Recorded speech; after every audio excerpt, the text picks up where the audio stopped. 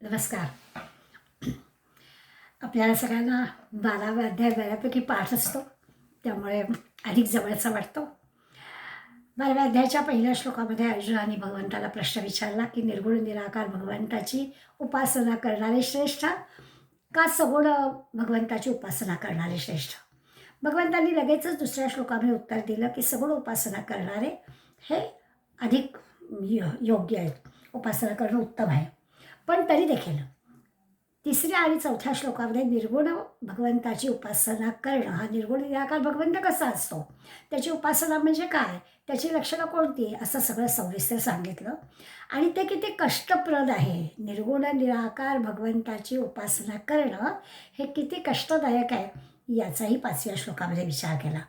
आज मात्र 6व्या श्लोकापासून जे नाव या अध्यायाला आहे भक्तियोग, हा भक्तियोगाचा विचार म्हणजे सगुण साकार समोर आपल्याला मूर्तीमध्ये दिसणाऱ्या भगवंताची उपासना करणाऱ्या भक्ताबद्दलचं वर्णन भगवंत करणार आहेत. 6वा श्लोक आहे, येतु सर्वाणी कर्माणी मयि संन्यस्य मत्परः अनन्येनैव योगेन मां ध्यायन्त उपासते.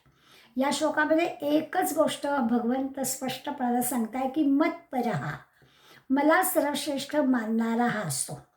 त्यामुळे त्याचं जे प्रत्येक कर्म असतं ते माझ्यासाठी असतं. असा जो भक्त आहे, या भक्ताबद्दल आता आपण ह्याची जी भक्ती आहे ही किती महत्त्वाची आहे ते आपण पाहणार आहोत. श्लोकाचा अर्थ पाहूया. मत्परा हा ये, मत्परा म्हणजे भगवंताला श्रेष्ठ मानणारे असे जे भक्त, ते सर्वाणी कर्माणी सगळीच्या सगळी कर्म मयि संन्यस्य माझ्या ठाई अर्पण करतात. हे भक्त माझ्या ठाई त्यांची कर्म अर्पण करतात आणि माम एव मलाच म्हणजे भगवंतालाच अनन्येन योगेन, अनन्य अशा भक्तियोगाने ध्यायंतः माझीच उपासना करतात, माझंच ध्यान करतात. असा हा भक्त असतो की ह्याची सगळी कर्म ही माझ्यासाठी असतात, भगवंतासाठी असतात आणि मला श्रेष्ठ मानतात. आता एवढीच एक गोष्ट सांगायची आहे, तर ही आपण आज विचार करून बघूया की आपली सगळी कर्म अशी भगवंतासाठीच आहेत, भगवंतालाच अर्पण करायचे आहेत. तर नेमकी कुठे कुठे काय काय अडचण येऊ शकते. शेवटी गीता शिकायची आहे, तर आपल्याला त्याचा उपयोग आपल्या रोजच्या आचरणात कसा होईल ह्याच्यासाठी शिकायचे आहे.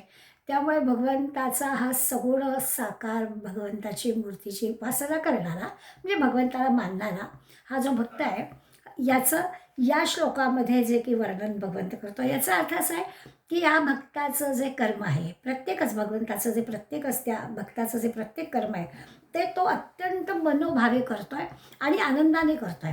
ते कर्म करताना त्याला जराही कंटाळा नाही आहे, जराही त्रास नाही आहे, जराही ओझं वाटत नाही आहे. असं या सगुण साकार भगवंताची उपासना करणाऱ्या भगवंताचं प्रत्येक कर्म असतं. अगदी आनंदाने तो करतोय. म्हणजे आपल्या आता वर्णाश्रम व्यवस्था असं आपण म्हणत नाही, पण शास्त्राने सांगितलेली कर्म किंवा आपल्याला जी काही आपण आपलं जे निवडलेलं कर्म आहे असं म्हणूया, एक जबाबदारीचं किंवा आपल्या आई म्हणून, पत्नी म्हणून, आपण कार्यालयीन कामामध्ये जी काही आपली कामं आहेत ती म्हणून, जे काही आपल्या वाट्याला आलेलं कर्म आहे किंवा आपण जे स्वीकारलेलं कर्म आहे, हे प्रत्येक कर्म तो कसं करतो आहे याच्यावर सगळं अवलंबून आहे. आपल्याला आम्हाला थोडी सवय असते. साधं रामरक्षा जरी आपण म्हटली तरी रामरक्षेच्या शेवटचा श्लोक झालं की ओम श्री सीता रामचंद्रार्पण वस्तू असं म्हणतो. कुठलाही स्तोत्र म्हटलं, कृष्णार्पण असतो की त्याचा अध्याय म्हटला की ते त्याला अर्पण करायचं, अशा प्रकारची सवय आपल्याला नाही म्हटले. पण ते स्तोत्र म्हणताना ठीक आहे, रोजची दैनंदिन कामं करताना सुद्धा ती भगवंताची आहेत, त्याला स्मरून कर्म करायचं, त्याला स्मरणात ठेवूनच कर्म करायचं, त्यालाच ती समर्पित करायची. हे सगळं मोठं अवघड आहे. त्यामुळे निर्गुण निराकार भगवंताच्या त्या सगळ्या उपासनेचं वर्णन आधी करून झालं, ते खूप कठीण आहे, कष्टदायक आहे असं सांगितलं. तेव्हा क्षणभर आपल्याला असं वाटलं की अरे वा, म्हणजे ह्या सगुण रूपातल्या भगवंताची पूजा करणं सोपं आहे. आता आपल्याला कळणार आहे की ही सगुण रूपातल्या भगवंताची पूजा पण काही अशी नाही. काहीच त्या भक्ताला जर का त्यांनी अशी उपासना करून दिली तर भगवंत शब्द देतोय आपल्याला की त्याला मी काही कमी पडू देणार नाही आहे. अनन्य अशा भक्तियोगाने तो ध्यायंता माझं निरंतर चिंतन करत असतो. आपल्याला पुढल्या श्लोकात येणार आहे की भगवंत सांगणारच आहे की त्याला मी काहीच कमी पडू देत नाही. पण त्या भगवंतानी अशा पद्धतीनं मला स्मरून कर्म केलं पाहिजे. आता म्हणजे काय? काया वाचा मनोभावे भगवंतासाठीच सगळं काय असेल ते, अशा पद्धतीने कर्म करायचं आहे. हा भक्त जो आहे, आता आपण धरूया की भगवंताची भक्ती करणारा, हा सगुण रूपाची भक्ती करणारा जो भक्त आहे, हा ह्याचं जे काही फळ मिळतं, त्याच्या कर्माचं फळ मिळतं, पुण्य म्हणूया, चांगल्या कर्माचं चांगलं फळ मिळतं. हे चांगलं फळ सुद्धा तो घेत नाही, तो भगवंतालाच देतो. भगवंतामुळे झालं, भगवंतामुळे मला हे प्राप्त झालं, असंच त्याची भूमिका असते. स्वतःसाठी तो काही करत नाही. सगळं जे काही आहे ते भगवंतासाठी. सगळं भगवंत म्हणजे सर्वस्व. प्रत्येक श्वासही तो घेतोय ना, तो जणू काही भगवंतासाठी घेतोय. भगवंता वाचून दुसरं काहीही नाही, काही साध्यच करायचं नाही, अशी याची धारणा असते ह्या भक्ताची. केवळ भगवंताशी चित्त एकाग्र करायचं, त्याच्यासाठी सगळ्या गोष्टी करायच्या, त्याचं ध्यान करायचं, त्याची उपासना करायची, असा जो आहे तो खरा भक्त आहे. आता उपासना कोणती? ज्याच्या याच्या प्रकृती धर्माप्रमाणे. अमुकच एका देवाची उपासना करा असं की गीतेने आपल्याला सांगितलंच नाही आहे. भारतीय संस्कृतीमध्ये सगळ्या संप्रदायांना भगवंतानी संधी दिली आहे. कुठल्याही देवाची उपासना तुम्ही करा. काय करता हे महत्त्वाचं नाही आहे, कसं करता हे महत्त्वाचं आहे. काय करता ती ज्याच्या त्याच्या पद्धतीप्रमाणे त्याची उपासना करावी. जे काही ठरवलं आहे त्याच्यात नाटक असता कामा नये, ते खरं खरं असलं पाहिजे. जी उपासना करतो आहे ती दाखवण्यासाठी नाही आहे. म्हणून शब्द वापरला आहे अनन्यता, न अन्य, दुसरं काही नाही, तेच भगवंत आणि भगवंतच. कुठे स्वार्थ नको, कुठे ड्रामा नको, संपूर्णपणानं अलिप्तपणानं ते कर्म करायचं आहे. आपला जो उद्योग व्यवसाय असेल तो प्रामाणिकपणे करायचा आहे. म्हणजे अगदीच व्यवहारातलं उदाहरण दिलं तर परीक्षेचे सुपरविजन करणाऱ्या शिक्षकांनी सुपरविजनच करायचे आहे, व्हॉट्सअप बघायचं नाही. इतकं त्या कामाशी प्रामाणिक राहायचं. असं जर झालं तर प्रत्येक कर्म ही भगवंताची पूजाच होईल, वेगळी उपासना करावीच लागणार नाही. व्यापारी असतात, व्यापाऱ्यांना मुळातच त्यांच्या स्वभावातच गोड बोलणं असतं. त्याचं कारण पण आहे, गिऱ्हाईक त्यांना टिकवायचं असतं, त्यामुळे ते गोडच बोलतात. तेवढ्यासाठी गोड बोलणं अगदी बरोबर आहे. परंतु त्या व्यापारामध्ये म्हणजे मापात पाप नाही करायचं, तिथे म्हटलं प्रामाणिकपणाने करायचं. बाकी गोड बोलणं, आपलं गिऱ्हाईक वाढवणं हे बरोबर आहे, हा व्यापारातला एक भाग आहे. परंतु प्रामाणिकपणानंच ते काम करणं, अशा प्रकारची प्रत्येक कर्मामागची भावना, प्रत्येक कर्मामागची धारणा ही या भक्ताची असायला पाहिजे. किंवा अशी ज्याची धारणा असते तो भक्त असतो असं म्हणायला हरकत नाही. आदरणीय अनंतराव आठवले यांनी एक त्यांचं उदाहरण दिलं आहे की त्यांच्या प्रवचनाला एक तरुण मुलगा येत असे. कामावरून तो आला की स्वाभाविकच प्रवचनाला, आणि तरुण मुलगा होता, अत्यंत प्रामाणिक होता, कष्ट करणारा होता, हॉस्पिटलमध्ये नोकरी करत होता. आणि 2-4 वेळा असं त्याचं झालं की तो प्रवचनाला बिचारा येऊन बसायचा, मात्र त्याला हॉस्पिटलमधलं बोलावणं यायचं आणि मग मात्र त्याला राग यायचा. एकदा त्यांनी दादाजवळ अनंतराव आठवलेजवळ बोलून दाखवलं की मी जर व्यवस्थित प्रामाणिकपणानं काम करतो, माझी ड्युटी संपलेली आहे, तरी नेमकं मी प्रवचनाला आलो कीच कशी इमर्जन्सी येते. आणि मग तो जो काही त्याचा त्रागा होता, त्याचा जो राग होता, तो अनंतराव आठवलेंच्या लक्षात आला. आणि मग ते त्याला असं म्हणाले की नाही बाबा, असा नको विचार करू. तू असा विचार कर की सगळ्यांना तुझ्या मदतीची गरज आहे, रुग्णांना तुझ्या मदतीची अधिक गरज आहे. त्यामुळे असं बोलावणं आलं तर राग येण्याचं किंवा चिडचिड करण्यासारखं त्याच्यात काही नाही आहे. भगवंतानीच तुला जणू की या कामासाठी निमंत्रण पाठवलं असं समज आणि ते जा. हळूहळू हा विचार केल्यावर त्याची चिडचिड कमी झाली. मुद्दा हाच आहे की आपल्या वाट्याला आलेलं प्रत्येक कर्म आपण आनंदाने जर करत असलो तर हा जो भगवंताला अभिप्रेत असणारा भक्त आहे त्याच्यासारखं आपण कर्म करतो असं होईल. प्रत्येक कर्म भगवंताची सेवा अशा पद्धतीने झालं पाहिजे. श्रीकृष्णार्पण असतो असं म्हणायचं, इदम न मम असं म्हटलं तर ते खरं, नुसतं म्हणून नाही, प्रत्यक्षात असं मनात भाव असला पाहिजे. हा खरा भक्त आहे. आता हे काही वाटतं इतकं सोपं नाही आहे.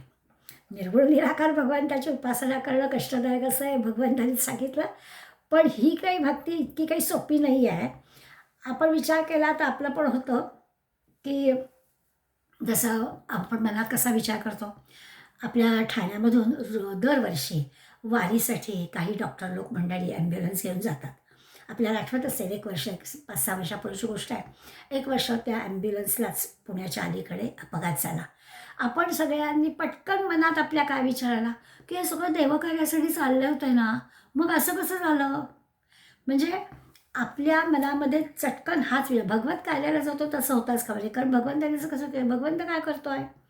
जसं महाभारतामधला प्रसंग आहे. द्रौपदी म्हणाली होती पांडवांना की तो दुर्योधन आहे ना, तो बघा पापी आहे पण चैनीत राहतो आहे, आणि तुम्ही मंडळी धर्माने वागताय, आणि धर्माने वागून सुद्धा बेकाऱ्यासारखं रानामानात हिंडायची वेळ तुमच्यावर आलेली आहे.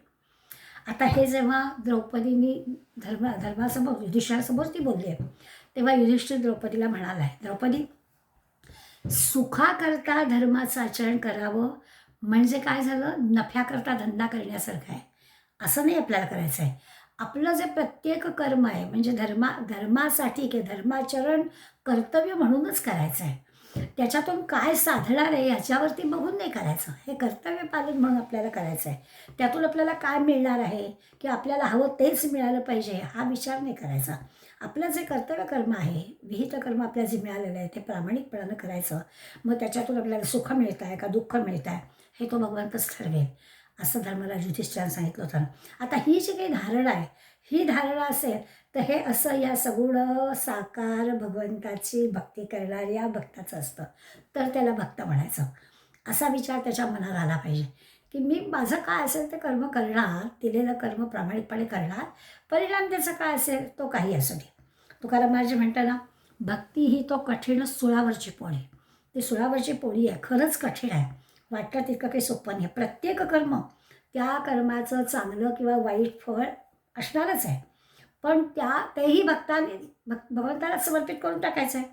त्याला ते फळ चांगलं आहे का वाईट आहे याच्याशी त्याचं काहीच कर्तव्य नाही आहे. म्हणजे असं आहे ना की एखादा पथ्यही नाही आहे आणि औषधही नाही आहे, म्हणजे कसं आहे तर त्याची तब्येत चांगली आहे, तसा हा आहे, हा पुण्यात्मा आहे, याला काहीच प्रश्न नाही आहे. ह्यानी फक्त कर्म करायचं, फळ काय भगवंताच्या इच्छेप्रमाणे मिळेल. सुख नाही, दुःख नाही, पाप नाही, पुण्य नाही, हवं नाही, नको नाही, चांगलं नाही, वाईट नाही, काहीच नाही. अशा पद्धतीनं केवळ प्रत्येक कर्म भगवंतासाठी करणं, अशा हा सगुण व साकार भगवंताची उपासना करणारा भक्त आहे. किती अवघड आपल्याला कळेल म्हणून शब्द वापरला आहे गीतेमध्ये, मतपरा. आणि असा जो भक्त आहे तो भगवंताला श्रेष्ठ, परा म्हणजे श्रेष्ठ, सर्वश्रेष्ठ मानतो म्हणून तो मतपरा. म्हणजे हे जे भक्त आहे ते स्वतःला भगवंताच्या हातातलं उपकरण मानतात की मी कोणी नाहीच आहे, तो मला जसं सांगतो तसं मी करतो. अशा पद्धतीने माझ्याकडून भगवंताची सगळी म्हणजे भगवंतच माझ्याकडून सगळी कर्म करून घेतो आहे, अशा प्रकारची त्याची भूमिका असते. आता अशी एकदा धारणा पक्की झाली की मग त्या भगवंताचं लक्ष या भगवंताकडे भक्ताकडे जातच हो. पुढे जे आपल्याला पुढल्या श्लोकात कळणार आहे की तो भगवंत अशा प्रकारच्या भक्ताचे सगळं हे करणार आहे, काळजी घेणार आहे. कारण असं केलं की त्या भगवंताचं लक्ष ह्याच्याकडे जाणारच आहे. म्हणजे या भक्ताचा देह म्हणजे भगवंताचं निवासस्थान आहे, राहण्याचं ठिकाण, देह मंदिर, चित्त मंदिर असं म्हणतं की देह मंदिर कुणाचं, तर या देहामध्ये अशा पद्धतीने कर्म केलं तर भगवंताचं त्याचं निवासस्थानच आहे, तो भक्ताच्या हृदयातच राहतो आहे. आणि म्हणून भगवंताला हवं तेच करायचं आहे. एक दिवस श्रीकृष्णाने पोट दुखण्याचं नाटक केलं होतं. गोष्ट महाभारतातली गंमतशीर माहिती असेल. आता नटवरलालच तो आहे, नाटकच होतं. त्यामुळे पोट दुखताय म्हणाला की तिथे औषधं आणली, काढे आणले, वैद्य बोलावले. नाटकच असल्यामुळे पोट दुखण्याचं थांबलंच नाही. आणि एक दिवस झाला काय तर कृष्णाचं पोट दुखतंय. नारद मुनी आले. नारद मुनी लगेच ओळखलं की काहीतरी वेगळीच गडबड आहे, आणि नजरेनेच एकमेकांना कळलं. मग नारद मुनीने सांगितलं की याला काही उपाय नाही आहे. उपाय आहे पण फार कठीण आहे. आणि नारद मुनीने उपाय सांगितला की जो कोणी आपल्या पायाचं तीर्थ, आपले पाय धुवायचं आणि ते तीर्थ भगवंताला प्यायला देईल आणि त्याच्या बदल्यात पुढे अनेक जन्म दुःखच भोगायला लागेल हे मान्य करेल, तर त्यामुळे भगवंताचं हे पोषण थांबेल. आता हे असं नारद मुनीने सांगितल्यावर कोणीच तयार राहिला, पण गोपी तयार झाल्या. आणि गोपी मिळायला काहीच हरकत नाही, एवढंच आहे ना. असं हे मतपरा हा शब्दाचा अर्थ आहे. भगवंताला सर्वश्रेष्ठ मानणाऱ्या गोपींच्या मनात पण आलं नाही किती जन्म आणि काय, त्याला बरं वाटावं एवढाच त्यांचा भाव होता. सुदामाने भगवंताला मत्परहा म्हटलं, सर्वश्रेष्ठ आहे भगवंत. आणि म्हणून मुठभर पोह्यासाठी दिली का सुवर्णनगरी कोणी कोणी असं पोहे मुठभर दिले आणि त्याच्या बदल्यात कडून सुवर्णनगरी का देणार आहे.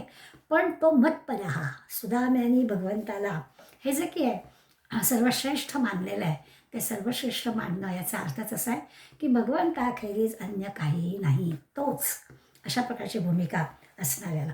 आता हा जो भक्त आहे, म्हणजे मगाशी म्हटलं तसं काया वाचा मनो, शरीराने वाणीने मनाने सगळे जी काही त्याची कर्म आहेत ती सगळी कर्म, मग नित्याची कर्म, नैमित्तिक कर्म, विहित कर्म, आपल्या उपजीविकेसाठी लागणारी कर्म जे काही असतील ती सगळ्या प्रकारची कर्म, व्यवहारामधली असू देत, धार्मिक असू देत, आध्यात्मिक असू देत, ही सगळीच्या सगळी कर्म ही तो भगवंताला अर्पण करतो.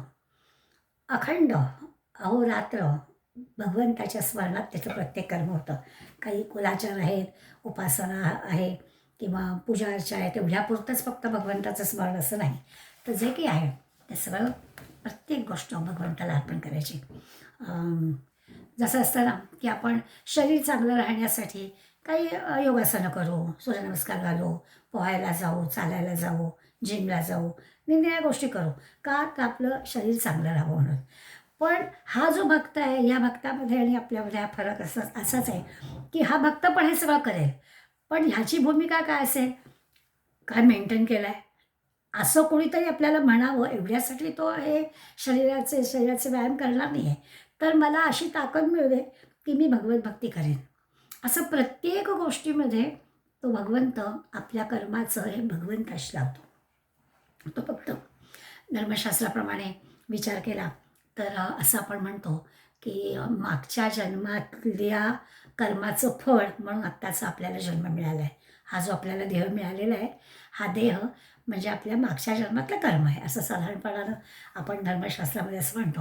आता स्वाभाविकच या जन्मात आपण जे काही करणार आहोत त्यावर मग आपला पुढला जन्म अवलंबून असणार आहे. जे काही आपल्याला चांगल्या वाईट गोष्टींचा अनुभव येतो आहे, आता असं आहे की या जन्मामध्ये आपण कुठे जन्म घ्यायचा, नेमकं काय घडणार आहे याच्या संबंधी आपल्याला काहीच माहिती नव्हतं, हे कुठे आपण ठरवू शकणार नव्हतं. ह्याला सगळ्याला आपण प्रारब्ध असं म्हणतो. आता ह्या सगळ्या प्रारब्धासाठी जबाबदार कोणतं, आपलं पुण्यकर्म, असा सगळा आपण शास्त्रामध्ये विचार आपल्याकडे सांगतात. आणि मग संचित जे असतं म्हणजे अनेक जन्मांच्या कर्माचाच पुण्याचा साठा, त्याला संचित असं आपण म्हणतो. आणि मग आता या जन्मामध्ये जे काही आपण करणार आहोत किंवा करतो आहोत म्हणूया, त्याला सगळ्याला क्रियमाण म्हणायचं. त्या क्रियमाणाची काही फळं आपल्याला लगेच मिळतात, कर्म केलं की त्याची चांगली वाईट फळं आपल्याला मिळतात, काही संचितात जाऊन राहतात. असा सगळा एक साधारणपणानं धर्मशास्त्राचा विचार किंवा याच्यामुळे आपलं जे काही जन्ममृत्यूचं चक्र असतं ते चालू राहतं. हे सगळं आपण कर्मयोगामध्ये पाहिलेलं आहे की प्रारब्ध म्हणजे काय, संचित म्हणजे काय, क्रियमाण म्हणजे काय. पण त्याचा अर्थ एवढाच की मागच्या जन्मातलं पूर्वकर्म जे काही आहे त्यावर आपला आत्ताचा जन्म आहे आणि आत्ताच्या या सगळ्या कर्मावर आपला पुढला जन्म असणार आहे, एवढं तर नक्की. भक्तिशास्त्रामध्ये एक साधा पण छान विचार दिला आहे.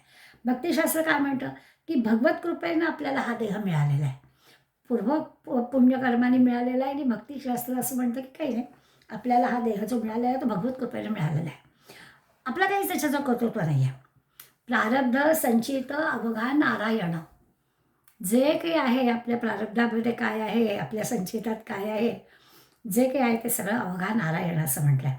इतका हा भक्त भगवंताशी समर्पित असतो. प्रत्येक कर्म सारखं तपासावं लागेल आपल्याला, तर मग आपण कुठे नेमके कुठल्या पायरीवर आहोत ते आपल्याला कळेल. जे काही घडत आहे ते सगळं भगवंत घडवतो आहे अशी पक्की मनाची खात्री. चांगलं झालं तर ती भगवंताचीच कृपा, काय मनाविरुद्ध झालं तरी भगवंताचीच इच्छा.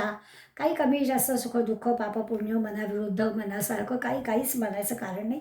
जे काही आहे तो भगवंताचा प्रसाद. चांगलं घडतो तोपर्यंत आपण छान म्हणतो हो, पण मनाविरुद्ध झालं की पण असाच विचार मनात आला पाहिजे, याच्यासाठी ही सगळी तयारी भगवंत आपल्याकडनं करून घेतो आहे. आरोग्य उत्तम राहिलं भगवंताची कृपा, हे आपल्याला मान्य आहे. पण काही आजारपण आलं तरी देखील भगवंताचीच इच्छा असं मानून ते स्वीकारणं, आपलं काहीतरी चुकलं असेल म्हणून असं घडलं असं मानणं, अशा विचारानं जे काही गैर आहे, चुकीचं वाटणार आहे, दुःखदायक आहे, तेही भगवंताची इच्छा म्हणून स्वीकारणं, हे या भक्ताला जमतं. इथेच नेमकं आपण भक्ती ही सुळावरची पोळी किंवा हे कठीण कुठे आहे तर इथेच नेमकं कठीण आहे असं आपल्या लक्षात येईल. तुकाराम महाराजांचं उदाहरण तर माहिती आहे. पहिली बायको अगदी खूप चांगली होती, सगळं व्यवस्थित संसाराचा गाडा आखत होती आणि म्हणून तुकाराम महाराज म्हणाले, तेवढी विठ्ठलाची कृपा माझ्यावर आहे, ती सगळं सांभाळते आहे, म्हणून मी विठ्ठलाची भक्ती करतो आहे. छान, बायको चांगली मिळाली म्हणून मला पांडुरंगाची भक्ती करता आली, असं प्रामाणिकपणे तुकाराम महाराज म्हणायचे. पुढे दुष्काळ पडला, बायका पोरं गेली, तरी तुकाराम, बरं केलं देवा सगळे पाश गेले, बरं केलं देवा सगळे पाश गेले, तुझ्या मागे लागायला आता मी मोकळा.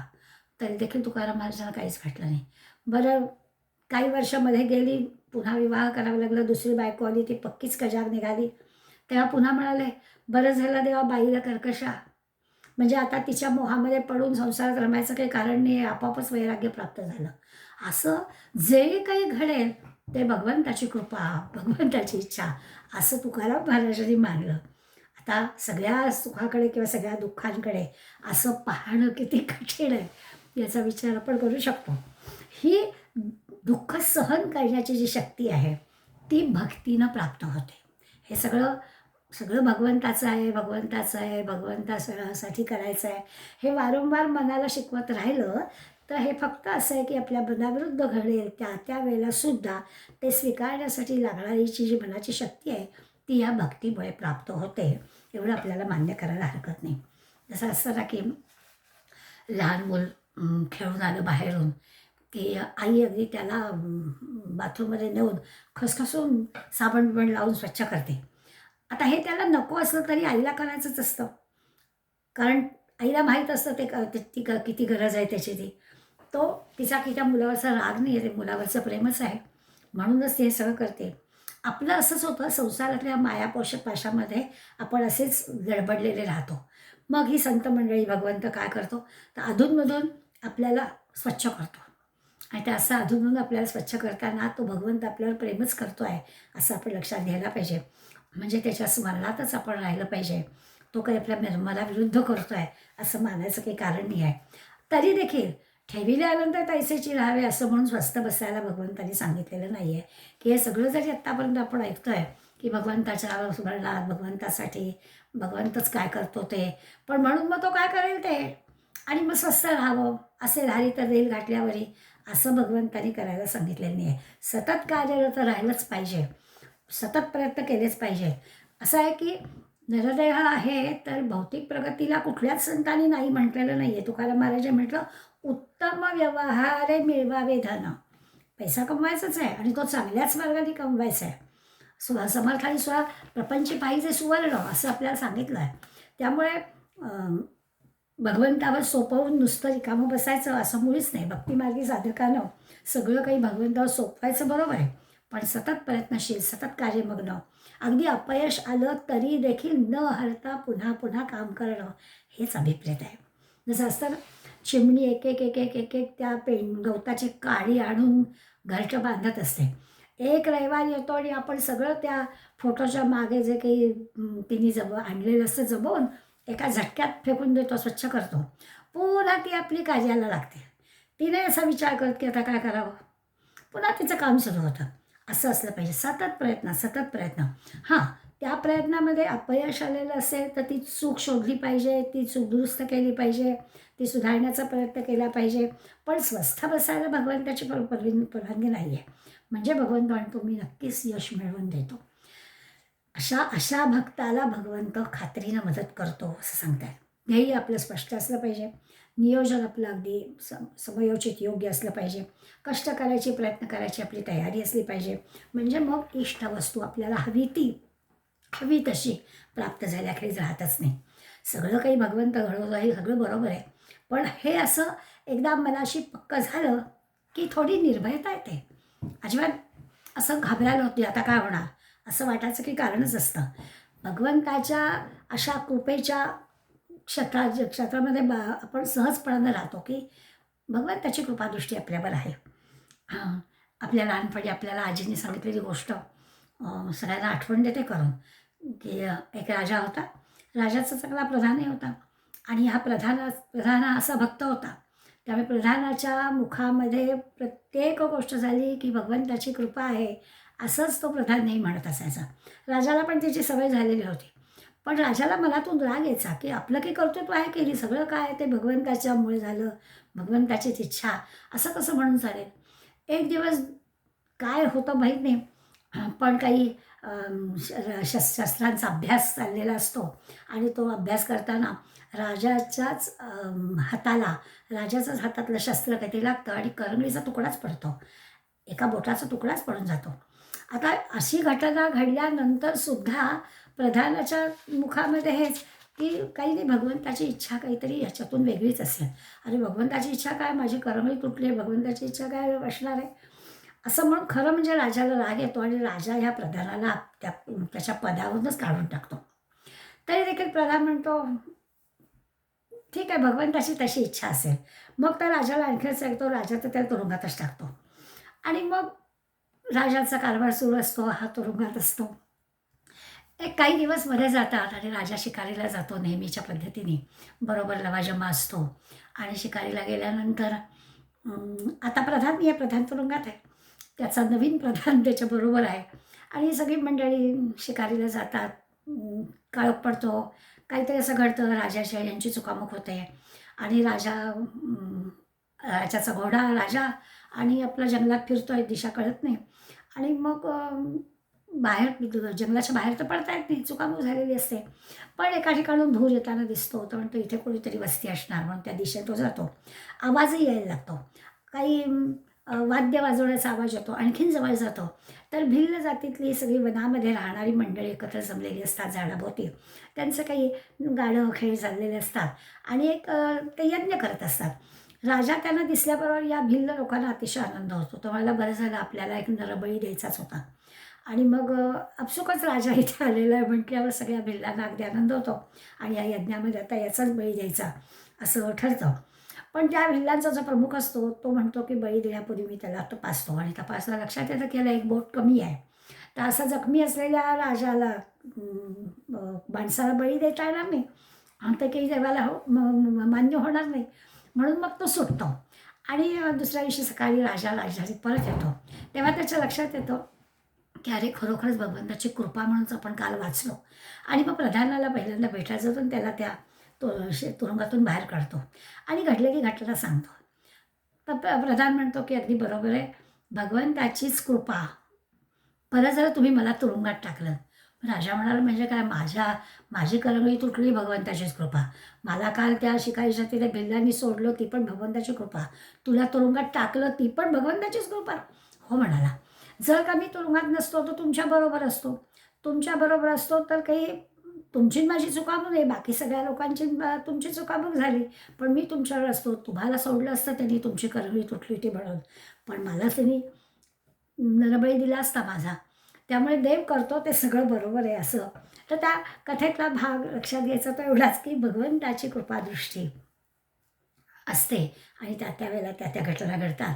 खरोखरच राजाला भगवंताची कृपा काय ती कळली आणि प्रधान जसा भगवंताचा भक्त होता तसा राजा पण भगवंताचा भक्त झाला असो. तर संकट आल्यानंतर भगवंताची आठवण करायची का नेहमीच भगवंताची आठवण करायची, एवढाच फक्त फरक आहे. कबीर जसं म्हणतो ना की दुःख में सुमिरन करे सभी, सुख में करे न कोय. दुःख आलं की सगळ्यांना भगवंताची आठवण होते, सुखाच्या वेळी होत नाही. पण सुख में सुमिरन करे तर दुःख काय होय. पण नेहमीच जर भगवंताच्या स्मरणात प्रत्येक कर्म आपण करत असलो तर मग दुःखामध्येच करण्याचा काय प्रश्न आहे, उलट दुःख येणारच नाही असं संत आपल्याला सांगतात. भगवत स्मरणातच प्रत्येक कर्म करायचं आणि तेच आपल्यावर सोपवलेलं काम आहे, भगवंताने सोपवलेलं काम आहे असं समजून करायचं, अशा विचाराने करायचं. असं झालं की येणारं फळ पण त्यालाच अर्पण करायचं, जे काही फळ आहे ते आनंदाने स्वीकारायचं. हा सगळा जो आहे त्याला भक्ती योग असं म्हटलं. काहीही करत असलं तरी ह्याला उपासनाच म्हणायचं, वेगळं काहीच सांगितलं नाही. ध्यान घालायला सांगितलं नाही, माळ करायला सांगितली नाही, देवाची पूजा करायला सांगितली नाही, काहीच सांगितलं नाही. प्रत्येक कर्म भगवंताला स्मरून करायचं. मत्पराहा, मला सर्वश्रेष्ठ म्हणून पूजा करायची. म्हणून मग सावतामाळा माळी म्हणतो की कांदा मुळा भाजी अवघी मिठाई माझी. त्याचं तो काही मयाचं काम करतो, तीच भगवंताची उपासना आहे. शंकराचार्यांनी भक्ताचं वर्णन केलं आहे. शंकराच्या वेळेत योग रतो वा भोग रतो वा, तुम्ही काही पण करा, उपासना करा, भोग भोगा, संग रतो वा संग विहिता, कोणाच्या संघामध्ये राहा, चांगला संग विहिता, एकटे राहा. यस्मिन ब्रह्मणी संभ्रमते चित्तम नंदती नंदती नंदती एवो. प्रत्येक कर्मामध्ये आपल्याला आनंद मिळाला पाहिजे. भगवंताचा भक्त जो असतो, काहीही त्याला दुसरं नकोच आहे, त्याला फक्त आनंदाचे डोही, आनंद तरंग, अशी प्रसन्नता त्याला हवी आहे. ती कुठे मिळेल? प्रत्येक कर्म त्यांनी भगवंतासाठी केलं की. अशा भक्तांचा भगवंत तत्काळ उद्धार करतो. आता 6व्या श्लोकामध्ये त्यांनी ही अशी मतपरा राहून अनन्य भक्ती कशी करायची याचं वर्णन केलं, आणि लगेच 7व्या श्लोकामध्ये तो आता मी तत्काळ कसा उद्धार करतो ते सांगतोय. तेषामहं समुद्धरता मृत्यू संसार सागरात भवामी न चिरात पार्थ मय्यावेशित चेतसा. तेषाम, तेषाम म्हणजे आता ज्या श्लोकामध्ये सांगितलेला जो अनन्य भक्त आहे तो अनन्य भक्त. या अनन्य भक्ताचं का करतो? जे मयी आवेशित चेतसा, म्हणजे भगवंताच्या ठिकाणी ज्यांनी चित्त लावलेलं आहे, चेतसा, ज्यांनी असं चित्त भगवंताच्या ठिकाणी लावलेलं आहे, ते जे भक्त आहे त्यांचं न चिरात म्हणजे वेळ न लावता ताबडतोब त्वरित काय करतो? या मृत्यू संसार सागरात, हा जो मृत्यूरूपी संसार सागर आहे, या मृत्यूरूपी संसार सागरातून समुद्धरता उद्धार करतो. जन्ममृत्यूचं हे जे चक्र चालू आहे, या जन्ममृत्यूच्या चक्रातून या भक्ताला, जो मतपरा आहे, अनन्य भक्ती करणारा आहे, या भक्ताचं चित्त माझ्या ठिकाणी लागलेलं आहे, त्याचा मी उद्धार करतो, असं भगवंतांनी स्पष्टपणानं आपल्याला सांगितलेलं आहे.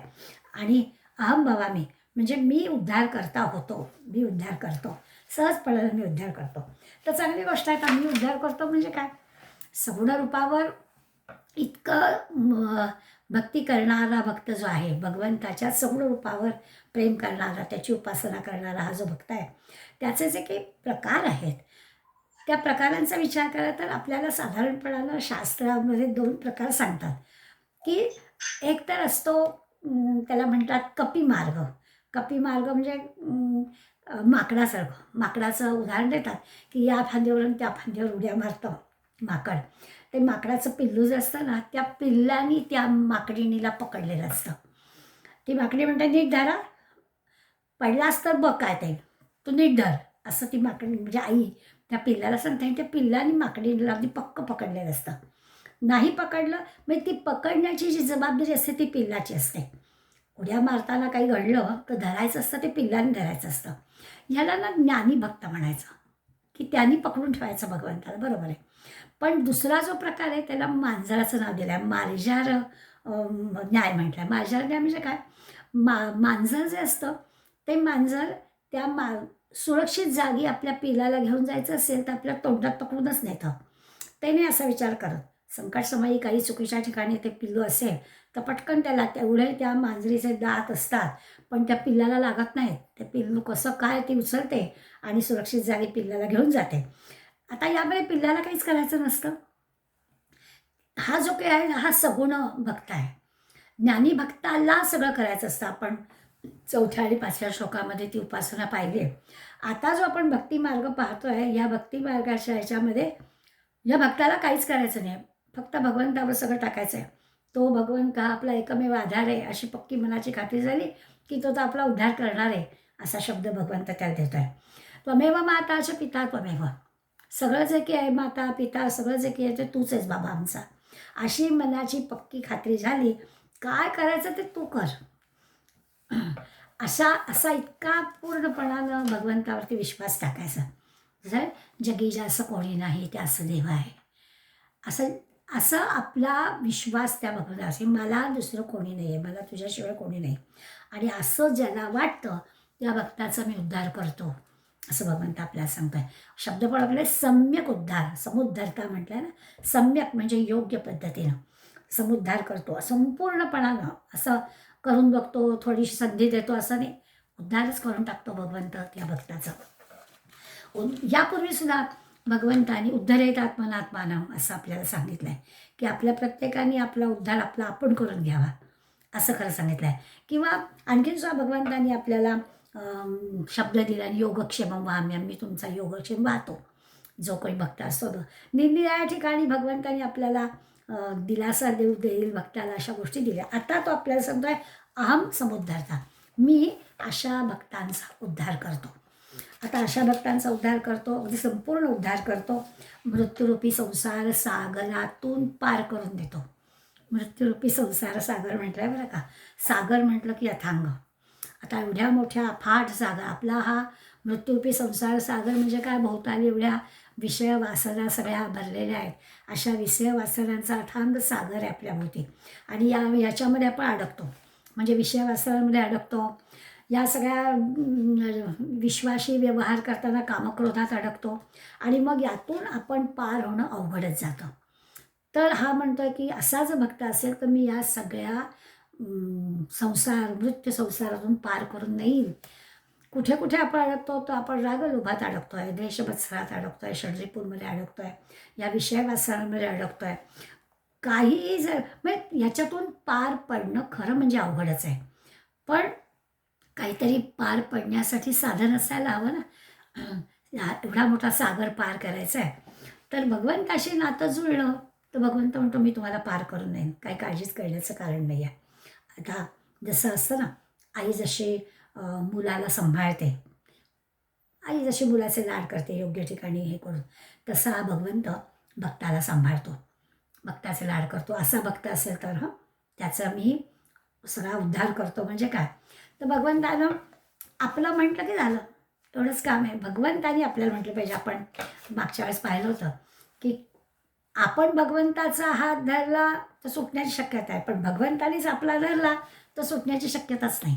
तसं भगवंतानी आपल्याला आपलं म्हटलं पाहिजे. कितीतरी स्तोत्रांमधून वगैरे आपण म्हणा, पुत्राचे सहस्र अपराध, माता काय माने तयाचा खेद, असं जर नातं जोडलेलं असेल तर मग चिंताच करायचं कारण नाही. आपल्याच मुलासाठी आईनं केलं तर काहीच विशेष नाही ना.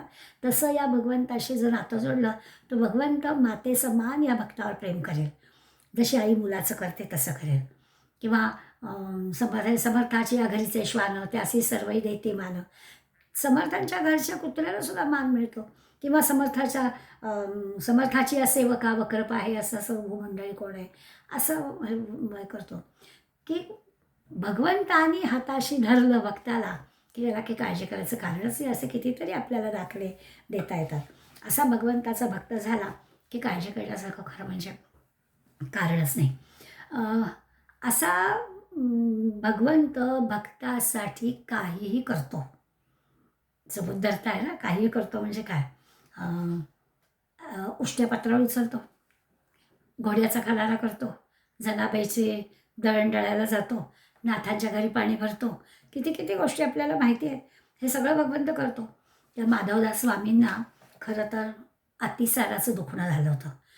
त्या अतिसाराच्या दुखण्यामध्ये कपडेसुद्धा भले भगवंताने धुतले. म्हणजे जसं बाळाचं करायला आईला काही त्रास होत नाही, तसं भगवंत म्हणतो असा जर भक्त असेल तर भक्ताच्या सगळ्या गोष्टी मी करतो. द्रौपदीला घेऊन भगवंत जेव्हा भीष्माचार्यांना भेटायला गेले त्यावेळेला भीष्माचार्यांच्या त्या याच्यात प्रवेश करताना द्रौपदीच्या पायातले जोडे भगवंताने हातात घेतले होते. करायचं म्हणजे किती करायचं असं कळेल. म्हणजे आता ह्या सगळ्या गोष्टी ना आपण आपल्याशी लावून बघितलं तर कळतो, इतकं भगवंतानी सांगितलं आहे, मी हे सगळं करतो आणि करून दाखवलं आहे. पण अशी भक्ती करणाऱ्या भक्तांचं मी सगळं करतो. मग मीरेचा तर तो मधुरा भक्ती म्हणजे पतीच होतो, किंवा द्रौपदीचा भाऊच होतो, किंवा गोपींचा तो वल्लभच होतो, हनुमंताचा श्रीराम म्हणजे हनुमंत त्याचा दासच होतो. हनुमंताचं जणू काही छाती फाडून दाखवलेलं आहे की राम माझ्या हृदयातच आहे. असं सगळं भगवंत आणि भक्त एकरूप होऊन जातं. असं नातं लागलं की मग काय झालंच ना, पूर्णपणानं मी उद्धार करेन म्हणतं, त्यात काही चुकीचं नाही आहे. असं भगवंत त्या भक्ताला काही कमी पडू देत नाही. असं नातं जुळलं पाहिजे. आता हा जो काही मृत्यू संसार सागर म्हटला आहे, हा मृत्यू संसार सागर पारसुद्धा मी करून देतो. माझा जो हा भक्त आहे त्याचा सहजपणाने मी पार करून देतो. सागर म्हटलं की वादळ आहे, लाटा आहे, पाणी उसळलं जातं आहे, केवढा मोठा प्रचंड आहे, त्याला पार करून जायचं आहे. सामान्य आम्हाला तर भीती वाटणारच, घाबरणारच. आता हा भगवत भक्त आहे, त्याची पूर्णपणाने श्रद्धा आहे भगवंतावर, अनन्य भक्त आहे. त्याला कदाचित भीती वाटणार नाही, पण तरीसुद्धा भक्त झाला तरीही समजा थोडी भीती वाटली, तर आता विचार करायचा, आधी भीती का आधी भगवंत? भगवंत जर आधी असेल तर भीती वाटायचीच नाही, पण आधी भीती वाटली तर मग भगवंतावर सोपवावं लागतं. मग अशी जसं म्हटलं की रामनाम घ्यायला सुरुवात करा, आधी रामनाम की दुःख झालं की रामनाम, तर सततच रामनाम. तसं आहे की भय वाटायचा प्रश्नच नाही. भगवंताच्या स्मरणात राहिलं तर तो सागर कितीही वादळ असू दे, नाही तर काही असू दे, भीती वाटायचं कारणच नाही आहे. भगवंतावर सोपवलं म्हणजे अनन्य असं व्हायचं की भीती वाटायचं कारण नाही. दुःख आल्यावर रामराम म्हणायचं नाही आहे, रामराम म्हणतच राहायचं आहे, म्हणजे दुःख होणार नाही असा अनुभव. आता हा अनुभव घेण्याची गोष्ट आहे, तरच आपल्याला ती भीती वाटणार नाही वगैरे वगैरे. असं सगुण रूप धारण करणारा हा जो भगवंत आहे, तो भगवंत या भक्ताचा उद्धार करतो. सागर पार करायचं आहे तर भगवंताच्या शेकडो नावा तयार आहेत. काय सुंदर दाखला दिला आहे, माऊलींचा दाखला आहे. शेकडो नावा तयार आहेत, म्हणजे ज्या ज्या नावेत तुम्हाला बसायचं असेल त्या नावेत बसा. म्हणजे काय, मेलेनं कृष्णाच्या नावेत, कृष्ण कृष्ण म्हणत होती ना, ती कृष्णाच्या नावेत बसली. तुकाराम महाराज विठ्ठलाच्या नावेत बसले, विठ्ठल विठ्ठल म्हणत होते. समर्थ आमचे रामाच्या नावेत बसले, ही राम नाम नौका भवसागरी तराया असं म्हटलं. त्यामुळे संत आपल्याला तयार आहेत, नावा घेऊन तयार आहेत. भवसागर पार सहजपणानं होईल असं सांगतायत. या नावेमध्ये सगळ्यांना प्रवेश आहे. तो भक्त असलाच पाहिजे, होतोच. त्या नावेमध्ये प्रवेश घेतला की तो भक्त होणारच आहे. बरं, त्याला पोहता यायला पाहिजे असं काही नाही आहे. तो धडधाकट शरीराचा असो, नाही तर बिचारा लोळा पांगळा काही असो, तरी देखील त्याने नाम घेतलं तर तो ह्या भवसागर पारून जाणारच आहे. फक्त त्यांनी अनन्य भक्त असलं पाहिजे, एवढीच आहे. निष्ठा हवी, संयम हवा, पक्का निग्रह हवा की ह्या भगवंताखेरीज माझं कोणी नाही आहे अशी पक्की. आमचा बऱ्याच गोष्टींवरती भरोसा असतो, पैशावर असतो, मुलाबाळांवर असतो, शेजाऱ्या-पाजारांवर असतो, कोणीतरी धावून येईल असं वाटतं. या सगळ्यानंतर मग उरलेला भगवंत असतो. ह्या अनन्य भक्ताचं बरोबर उलट आहे, त्याला आधी भगवंत असतो, बाकी हे भगवंताच्या मुळे बाकी सगळ्या या पद्धतीच्या गोष्टी येतील अशा प्रकारचा विचार असतो. तर जीवनात येणाऱ्या सगळ्या ज्या काही अडचणी आहेत, या अडचणींवर मात करण्यासाठी जी आपल्याला शक्ती हवी असते ती ह्याच्यातून मिळते. आता हा जो भक्त आहे, हा भक्त कधीच दुःखी होत नाही, त्याला दुःख माहितीच नसतं. आपण म्हणू तापत्रय विनाशाय श्रीकृष्णाय नमो नमः. भगवंताचं नाम घ्यायचं आणि तिन्ही तापातून पूर्णपणानं मोकळं व्हायचं. तिन्ही ताप आपल्याला माहिती आहेत. आध्यात्मिक ताप आहे, म्हणजे आपल्या शरीराचे काही रोग असतात, साथीचे रोग येतात, आजारपण येतं, शारीरिक मानसिक त्रास असतो, हा आध्यात्मिक रोग आहे. तोही तापत्रयामधला एक ताप गेला. आधी दैविक तापसुद्धा जातो. अधिक दैविक ताप म्हणजे पूर येतो, भूकंप येतो, आता सध्या युद्धाच्या गोष्टी आहेत. तर ह्याच्यात आपण काहीच करू शकत नाही. निमूटपणे जे असेल ते आपल्याला सहन करावं लागतं. त्यामुळे ह्या आधी दैविक तापांमधून सुद्धा भगवंत आपल्याला पार करून देतो. आणि तिसरा आधी भौतिक आहे. आधी भौतिक म्हणजे माणसांचा, पशूंचा, सापांचा, साप चावतात किंवा पशु हे करतात, हल्ला करतात किंवा माणसं टोचून बोलतात, अशा प्रकारचे जे काही ताप आहे ते अधिभौतिक ताप. त्यामुळे आध्यात्मिक, अधिदैविक, अधिभौतिक हे तिन्ही ताप तापत्रय विनाशाय काय तर श्रीकृष्णाय नमो नमः ह्याच्यासाठी, तिन्ही तापातून मुक्त होण्यासाठी भगवंताचं नाम घ्या असं ते सांगतात. आता हे सगळं जे की आहे ते कर्मफळ आहे.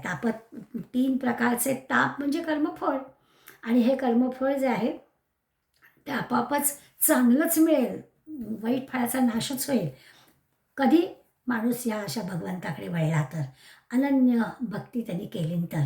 हे तीनही तापाचं दुःख त्याला लागणारच नाही. आता हे म्हणतो ठीक आहे, मग असं जे आहे भक्तीकडे वळल्यानंतर कुठल्याच प्रकारचा ताप होणार नसेल तर म्हणतो चांगली गोष्ट आहे, भगवंताची इच्छा करायला हरकत नाही. आता प्रश्न असा आहे की हे सगळं साधलं पाहिजे ना. आपल्याला काय केलं तर हे घडेल हे सांगितलं भगवंतांनी या श्लोकामध्ये. आता हे सगळं साधण्यासाठी, भगवंताकडे आपलं चित्त लागण्यासाठी काय नेमकं करायला हवं हे सगळं भगवंत आपल्याला सांगणार आहे.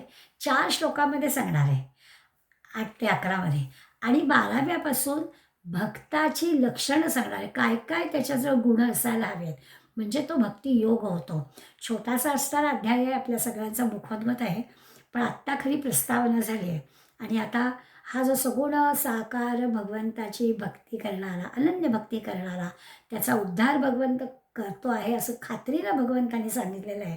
या भक्ताचं चित्त भगवंताकडे लागण्यासाठी काय काय करायचं याची यादी आपल्याला भगवंत देणार आहे. तो आपण पुढल्या गुरुवारी पाहूया. आज इथेच थांबूया. धन्यवाद.